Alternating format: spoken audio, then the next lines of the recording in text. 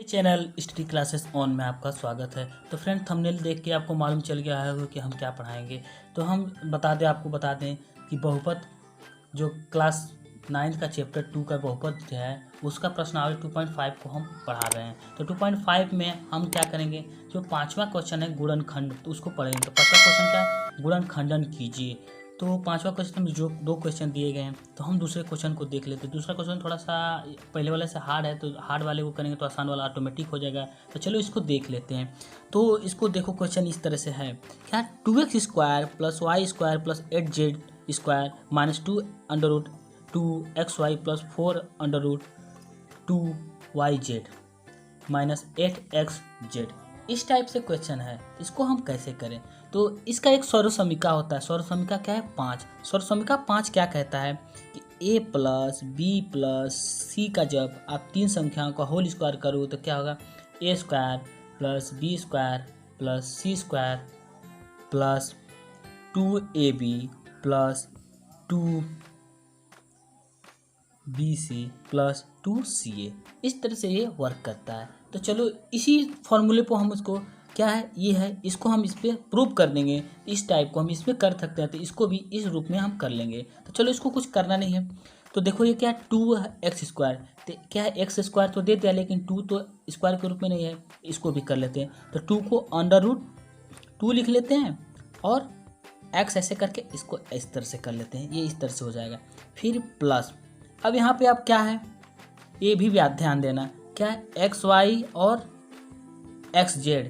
तो जब देख रहे हो कि जिस इन तीनों में जिसमें x है उसी के सामने माइनस हो रहा है। इसमें भी x है तो इसके सामने माइनस, लेकिन इसमें y है और z इसमें माइनस नहीं प्लस हो रहा है। तो जब माइनस जिसके आगे रहे तो यहाँ पे हम उसके लिए माइनस करते हैं। तो -2 अंडर रूट क्या होगा, -2 अंडर रूट xy, यहाँ पे माइनस होगा। अब इसको y का स्क्वायर ऐसे लिख लेंगे। फिर 8 है, 8 को क्या लिख सकते हैं हम, 2z का स्क्वायर लिख सकते हैं।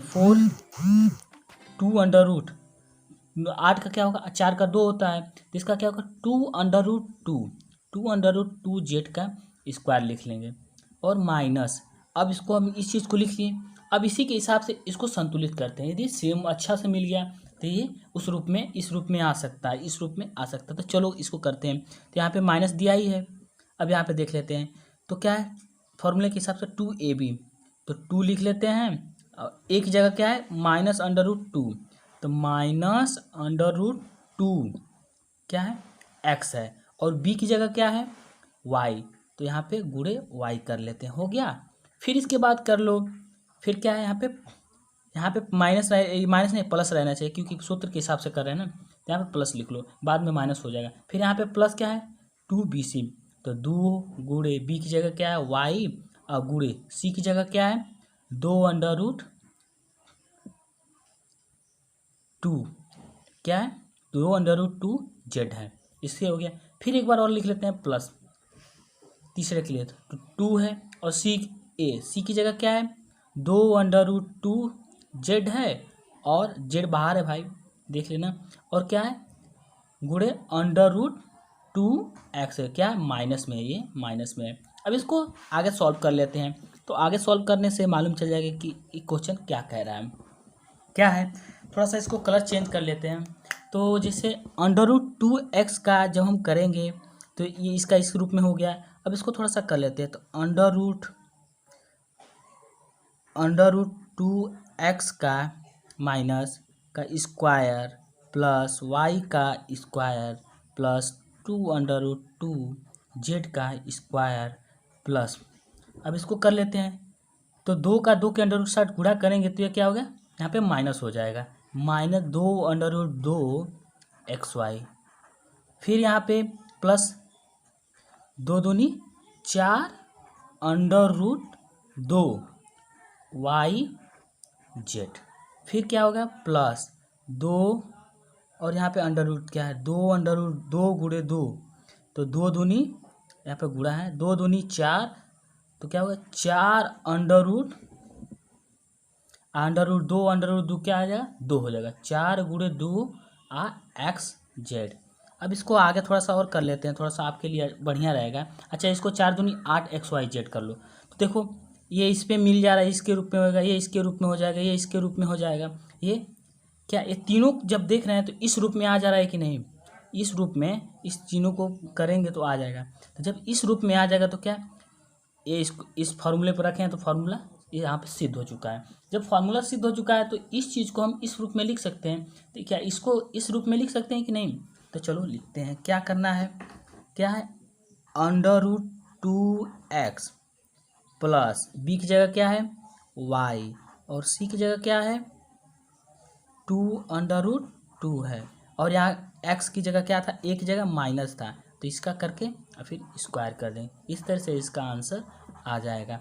इसी तरह से आप पहले को भी कर लेना। यदि नहीं समझ में आया तो कमेंट करना, मैं फिर से इसको आपको बता दूंगा। मेरे इंस्टाग्राम चैनल पे आप जुड़ जाना, उस पर मैं आपको इसका सॉल्यूशन फिर से बता दूंगा। Thank you.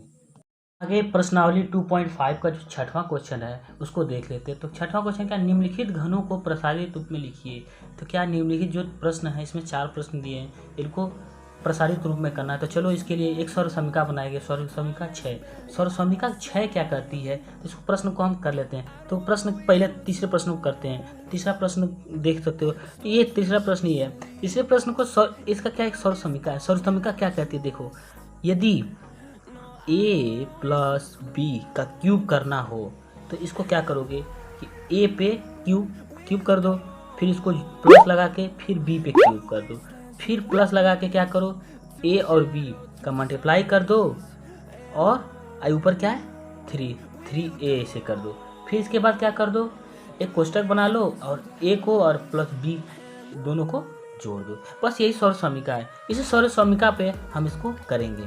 तो चलो इस सौर समीका पे इसको हम करते हैं। तो क्या है, इसको पूरा a मान लो, 3/2x को a मान लो और 1 को b मान लो। अब बस इसी पे हमको करना है, इसका प्रसारित कर रहे हैं।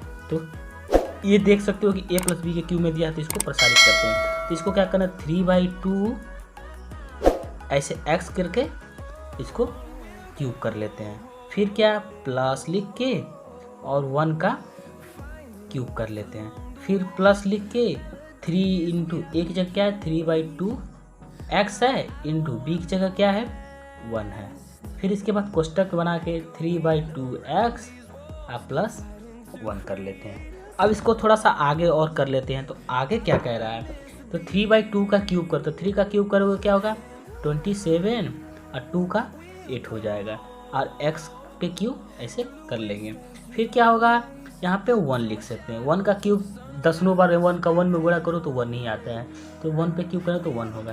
फिर इसके बाद किसको कर लेते हैं, तो करो 3 3 जा 9, 9 1 जा 9/2x और 3/2x प्लस 1, यहाँ तक हो गया।